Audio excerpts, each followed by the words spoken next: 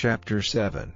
When the Lord thy God shall bring thee into the land whither thou goest to possess it, and hath cast out many nations before thee, the Hittites, and the Girgashites, and the Amorites, and the Canaanites, and the Perizzites, and the Hivites, and the Jebusites, 7 nations greater and mightier than thou, and when the Lord thy God shall deliver them before thee, thou shalt smite them, and utterly destroy them. Thou shalt make no covenant with them, nor show mercy unto them, neither shalt thou make marriages with them. Thy daughter thou shalt not give unto his son, nor his daughter shalt thou take unto thy son.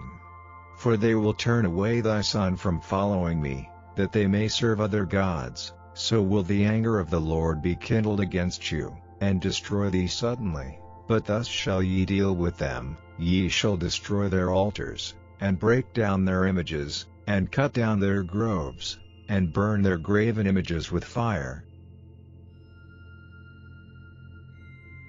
For thou art an holy people unto the Lord thy God. The Lord thy God hath chosen thee to be a special people unto himself, above all people that are upon the face of the earth.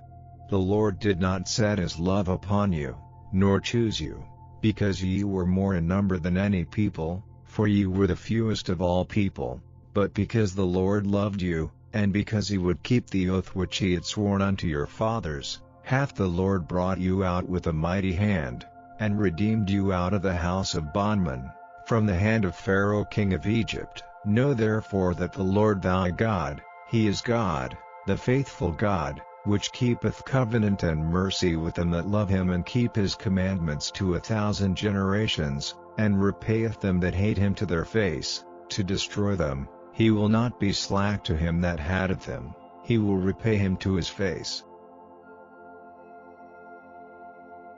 Thou shalt therefore keep the commandments, and the statutes, and the judgments, which I command thee this day, to do them. Wherefore it shall come to pass, if ye hearken to these judgments, and keep, and do them, that the Lord thy God shall keep unto thee the covenant and the mercy which he sware unto thy fathers, and he will love thee, and bless thee, and multiply thee. He will also bless the fruit of thy womb, and the fruit of thy land, thy corn, and thy wine, and thine oil, the increase of thy kine, and the flocks of thy sheep, in the land which he sware unto thy fathers to give thee.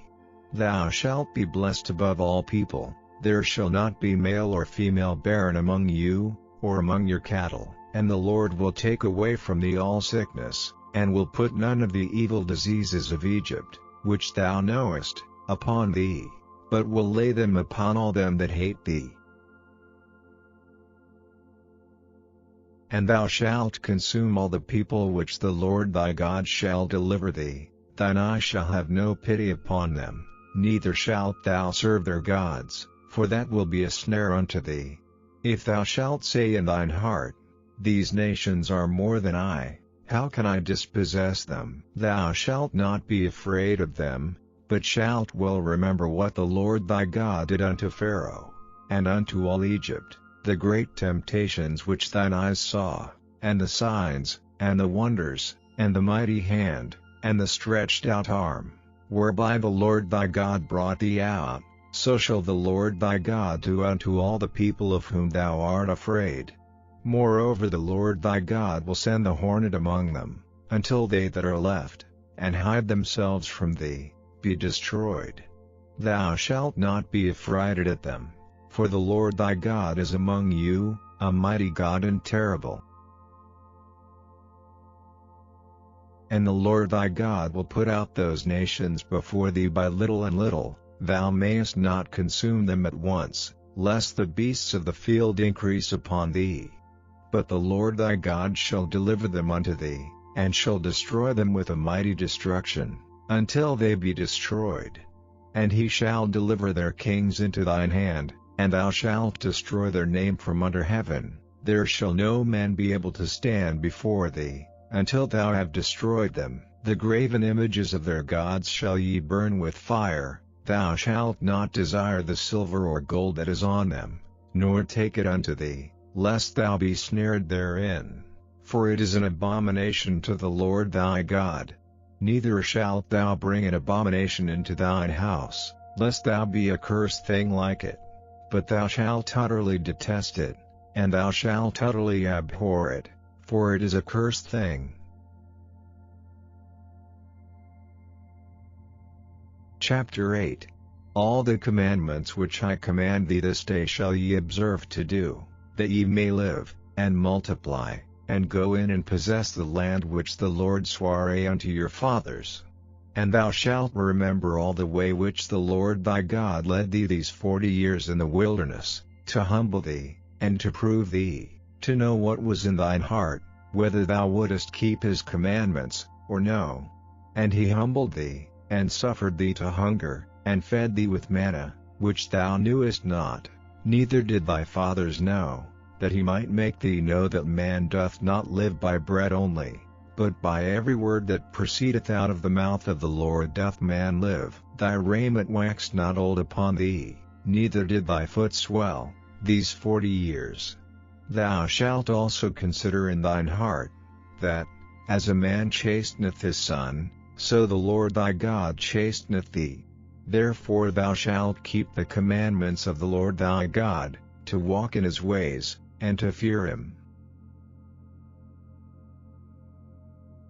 For the Lord thy God bringeth thee into a good land, a land of brooks of water, of fountains and depths that spring out of valleys and hills, a land of wheat, and barley, and vines, and fig trees, and pomegranates, a land of oil olive, and honey, a land wherein thou shalt eat bread without scarceness, thou shalt not lack anything in it, a land whose stones are iron, and out of whose hills thou mayest dig brass. When thou hast eaten and art full, then thou shalt bless the Lord thy God for the good land which he hath given thee. Beware that thou forget not the Lord thy God, in not keeping his commandments, and his judgments, and his statutes, which I command thee this day, lest when thou hast eaten and art full, and hast built goodly houses, and dwelt therein, and when thy herds and thy flocks multiply, and thy silver and thy gold is multiplied, and all that thou hast is multiplied, then thine heart be lifted up, and thou forget the Lord thy God, which brought thee forth out of the land of Egypt, from the house of bondage, who led thee through that great and terrible wilderness, wherein were fiery serpents, and scorpions, and drought, where there was no water, who brought thee forth water out of the rock of flint, who fed thee in the wilderness with manna, which thy fathers knew not, that he might humble thee, and that he might prove thee, to do thee good at thy latter end. And thou say in thine heart, My power and the might of mine hand hath gotten me this wealth. But thou shalt remember the Lord thy God, for it is he that giveth thee power to get wealth, that he may establish his covenant which he sware unto thy fathers, as it is this day. And it shall be, if thou do at all forget the Lord thy God, and walk after other gods, and serve them, and worship them, I testify against you this day that ye shall surely perish. As the nations which the Lord destroyeth before your face, so shall ye perish, because ye would not be obedient unto the voice of the Lord your God. Chapter 9. Hear, O Israel, thou art to pass over Jordan this day, to go and to possess nations greater and mightier than thyself, cities great and fenced up to heaven, a people great and tall, the children of the Anakims, whom thou knowest, and of whom thou hast heard say, Who can stand before the children of Anak? Understand therefore this day, that the Lord thy God is he which goeth over before thee, as a consuming fire he shall destroy them, and he shall bring them down before thy face, so shalt thou drive them out, and destroy them quickly, as the Lord hath said unto thee. Speak not thou in thine heart, after that the Lord thy God hath cast them out from before thee, saying, For my righteousness the Lord hath brought me in to possess this land, but for the wickedness of these nations the Lord doth drive them out from before thee. Not for thy righteousness, or for the uprightness of thine heart, dost thou go to possess their land, but for the wickedness of these nations the Lord thy God doth drive them out from before thee, and that he may perform the word which the Lord sware unto thy fathers, Abraham, Isaac, and Jacob. Understand therefore, that the Lord thy God giveth thee not this good land to possess it for thy righteousness, for thou art a stiff-necked people. Remember, and forget not, how thou provokedst the Lord thy God to wrath in the wilderness, from the day that thou didst depart out of the land of Egypt, until ye came unto this place. Ye have been rebellious against the Lord. Also in Horeb ye provoked the Lord to wrath, so that the Lord was angry with you to have destroyed you. When I was gone up into the mount to receive the tables of stone, even the tables of the covenant which the Lord made with you, then I abode in the mount 40 days and 40 nights, I neither did eat bread nor drink water. And the Lord delivered unto me 2 tables of stone written with the finger of God, and on them was written according to all the words, which the Lord spake with you in the mount out of the midst of the fire in the day of the assembly.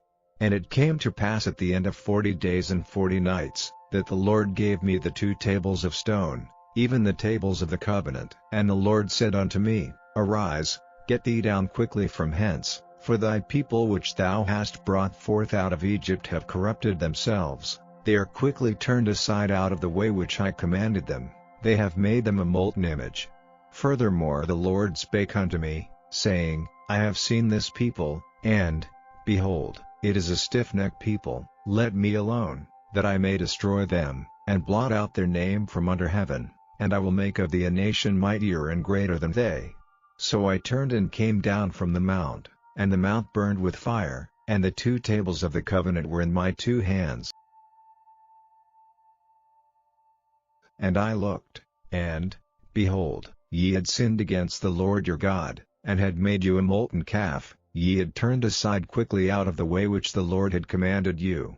And I took the 2 tables, and cast them out of my 2 hands, and brake them before your eyes.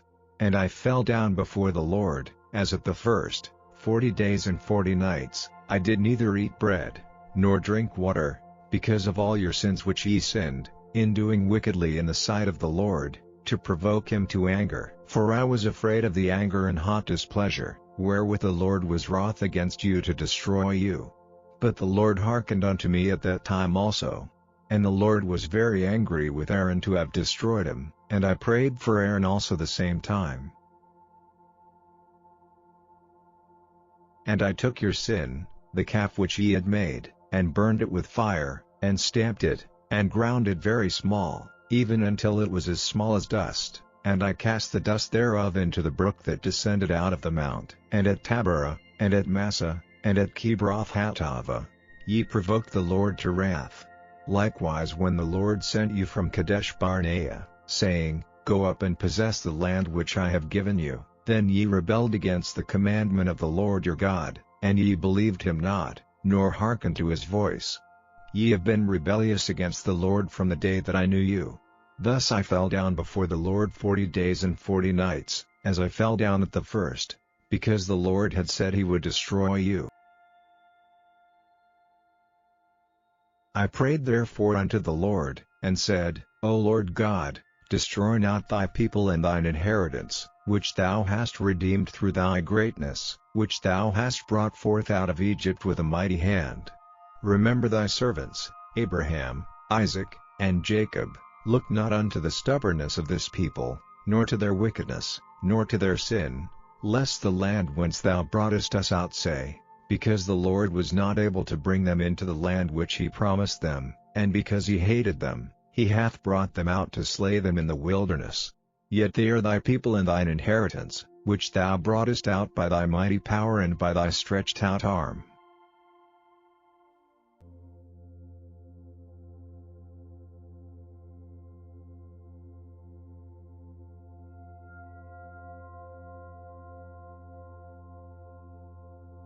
व्यवस्था विवरण अध्याय 7।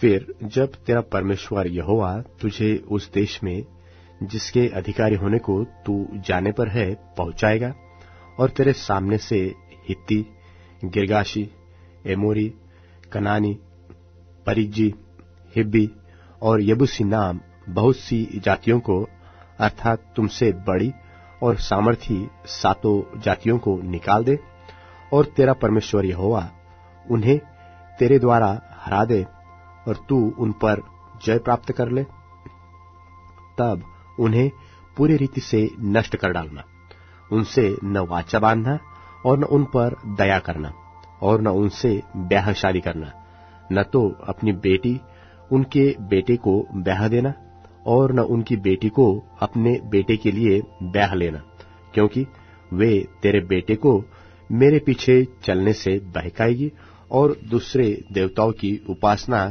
करवाएगी, और इस कारण यहोवा का कोप तुझ पर भड़क उठेगा और वह तुझको शीघ्र सत्यानाश कर डालेगा। उन लोगों से ऐसा बर्ताव करना कि उनकी वेदियों को ढा देना, उनकी लाठों को तोड़ डालना, उनकी अशेरा नाम मूर्तियों को काट काट कर गिरा देना और उनकी खुदी हुई मूर्तियों को आग में जला देना, क्योंकि तू अपने परमेश्वर यहोवा की पवित्र प्रजा है। यहोवा ने पृथ्वी भर के देशों के लोगों में से तुझको चुन लिया है। इसका कारण यह नहीं था कि तुम गिनती में और सब देश के लोगों से अधिक थे, किंतु तुम तो सब देशों के लोगों से गिनती में थोड़े थे।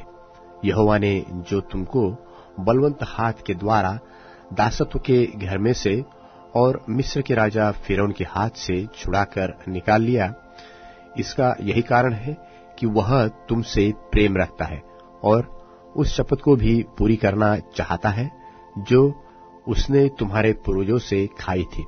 इसलिए जान रख कि तेरा परमेश्वर यहोवा ही परमेश्वर है, वह विश्वास योग्य परमेश्वर है, और जो उससे प्रेम रखते और उसकी आज्ञाएं मानते हैं उनके साथ वह 1000 पीढ़ी तक अपनी वाचा पालता है और उन पर करुणा करता रहता है, और जो उससे बैर रखते हैं वह उनके देखते उनसे बदला लेकर नष्ट कर डालता है।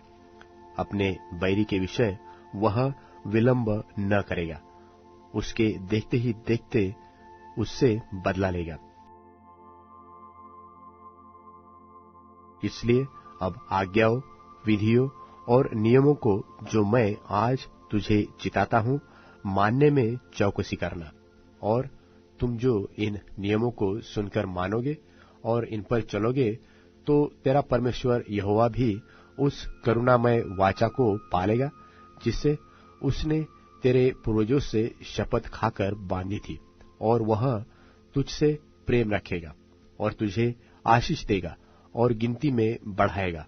और जो देश उसने तेरे पूर्वजों से शपथ खाकर तुझे देने को कहा है, उसमें वह तेरी संतान पर और अन्न, नए दाखमधु और टट्टे के तेल आदि भूमि की उपज पर आशीष दिया करेगा, और तेरी गाय, बैल और भेड़ बकरियों की बढ़ती करेगा।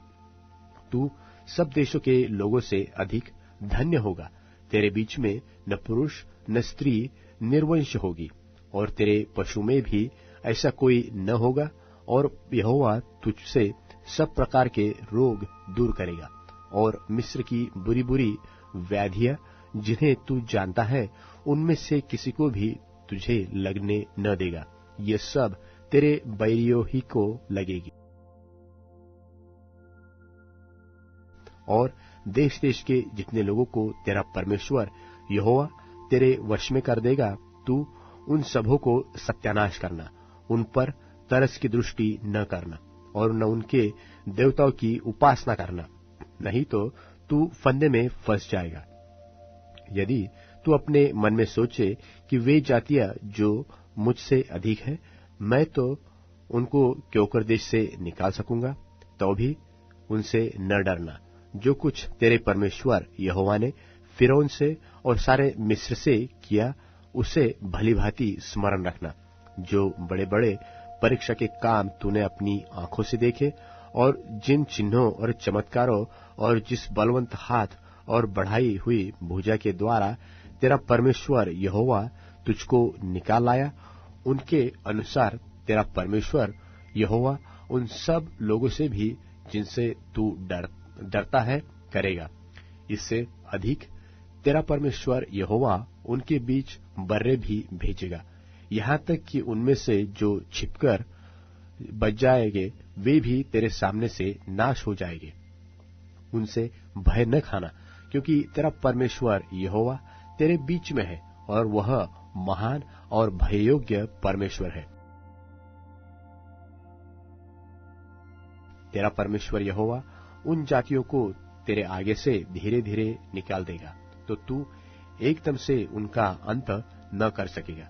नहीं तो बनेले पशु बढ़कर तेरी हानि करेंगे, तो भी तेरा परमेश्वर यहोवा उनको तुझसे हरवा देगा, और जब तक वे सत्यानाश न हो जाए तब तक उनको अति व्याकुल करता रहेगा, और वह उनके राजाओं को तेरे हाथ में करेगा, और तू उनका भी नाम धरती पर से मिटा डालेगा।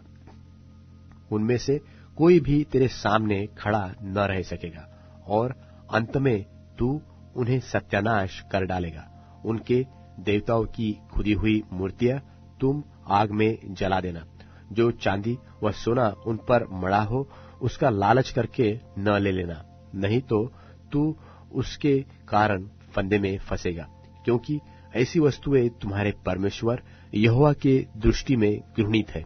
और कोई घृणित वस्तु अपने घर में न ले आना, नहीं तो तू भी उनके समान नष्ट हो जाने की वस्तु ठहरेगा।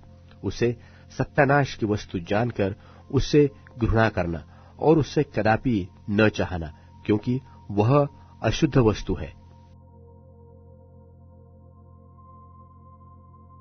व्यवस्था विवरण अध्याय 8।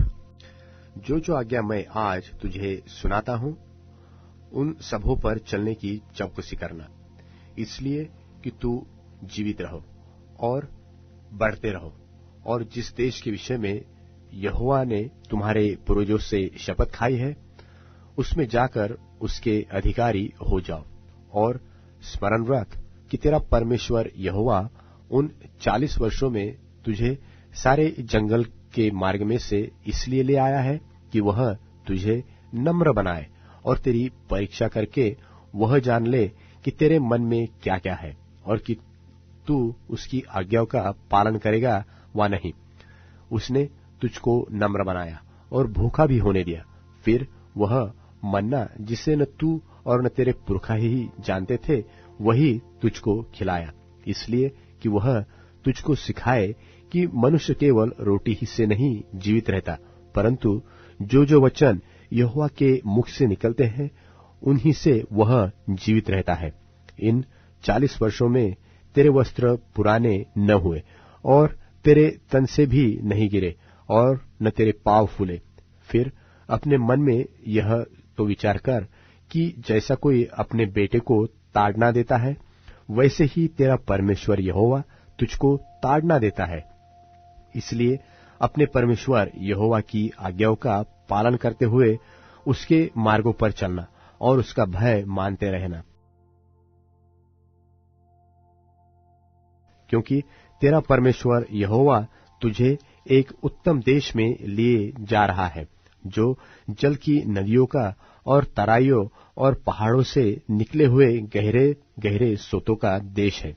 फिर वह गेहूं, जौ, दाखलताओं, अंजीरों और अनारों का देश है, और तेल वाली जलपाई और मधु का भी देश है। उस देश में अन्न की महंगी न होगी और न उसमें तुझे किसी पदार्थ की घटी होगी। वहां के पत्थर लोहे के हैं और वहां के पहाड़ों में से तू तांबा खोद कर निकाल सकेगा, और तू पेट भर खाएगा और उस देश के कारण जो तेरा परमेश्वर यहोवा तुझे देगा उसका धन्य मानेगा। इसलिए सावधान रहना, कहीं ऐसा न हो कि अपने परमेश्वर यहोवा को भूलकर उसकी जो आज्ञा, नियम और विधि मैं आज तुझे सुनाता हूं उनका मानना छोड़ दे। ऐसा न हो कि जब तू खाकर तृप्त हो और अच्छे अच्छे घर बनाकर उनमें रहने लगे और तेरी गाय बैलों और भेड़ बकरियों की बढ़ती हो और तेरा सोना चांदी और तेरा सब प्रकार का धन बढ़ जाए, तब तेरे मन में अहंकार समा जाए और तू अपने परमेश्वर यहोवा को भूल जाए। जो तुझको दासत्व के घर अर्थात मिस्र देश से निकाल आया है, और उस बड़े और भयानक जंगल में से ले आया है, जहां तेज विष वाले सर्प और बिच्छू है, और जल रहित सूखे देश में से उसने तेरे लिए चकमक की चट्टान से जल निकाला, और तुझे जंगल में मन्ना खिलाया, जिसे तुम्हारे पुरखा जानते भी न थे, इसलिए कि वह तुझे नम्र बनाए और तेरी परीक्षा करके अंत में तेरा भला ही करे। और कहीं ऐसा न हो कि तू सोचने लगे कि यह संपत्ति मेरे ही सामर्थ्य और मेरे ही भुजबल से मुझे प्राप्त हुई, परंतु परमेश्वर, तू अपने परमेश्वर यहोवा को स्मरण रखना, क्योंकि वही है जो तुझे संपत्ति प्राप्त करने का सामर्थ्य इसलिए देता है कि जो वाचा उसने तेरे पूर्वजों से शपथ खाकर बांधी थी उसको पूरा करे। वैसा आज प्रकट है, यदि तू अपने परमेश्वर यहोवा को भूलकर दूसरे देवताओं के पीछे हो लेगा और उनकी उपासना और उनको दंडवत करेगा, तो मैं आज तुझको चिता देता हूं कि तू निसंदेह नष्ट हो जाएगा। जिन जातियों को यहोवा तुम्हारे सामने से नष्ट करने पर है, उन्हीं की नाई तुम भी अपने परमेश्वर यहोवा का वचन न मानने के कारण नष्ट हो जाओगे।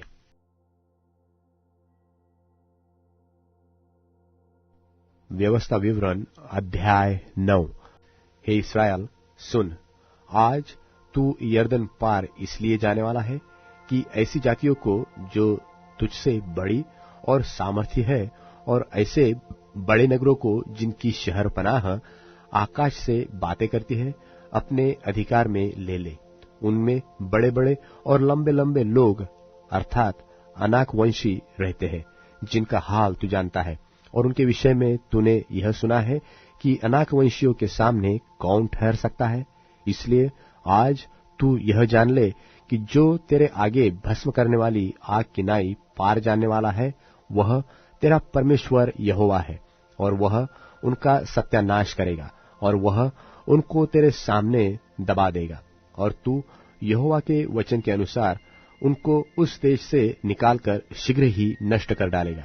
जब तेरा परमेश्वर यहोवा उन्हें तेरे सामने से निकाल चुके, तब यह न सोचना कि यहोवा तेरे धर्म के कारण तुझे इस देश का अधिकारी होने को ले आया है, किंतु उन जातियों की दुष्टता ही के कारण यहोवा उनको तेरे सामने से निकालता है।